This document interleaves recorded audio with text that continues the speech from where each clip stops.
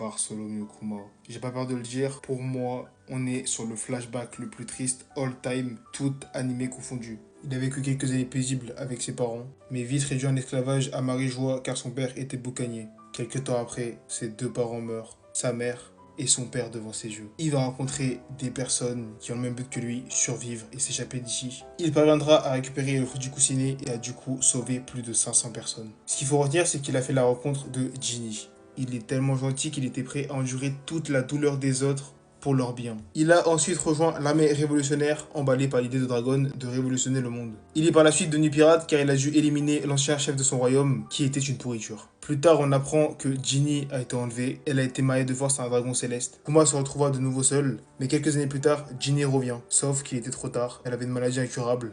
Kuma arrive bien trop tard, elle était déjà morte. Elle laissa un enfant, c'est Bonnie. Kuma va donc s'en occuper. Sauf que problème, quelques années plus tard, Bonnie a la même maladie que sa mère. Et la maladie est incurable. Il ne reste que quelques années à Bonnie pour vivre. Après avoir fait le tour du monde pour chercher un remède à la maladie de Bonnie, Kuma trouva Vegapunk, arrive à soigner Bonnie. Saturne est au courant, il impose donc des conditions. De 1, il doit renoncer à voir Bonnie, et de 2, il doit renoncer à son humanité. Kuma accepte sans broncher, la seule solution pour que Bonnie vive. Jusqu'à la fin, dans tous ses choix, Kuma aura été incroyable. Voilà l'histoire de Kuma, big respect.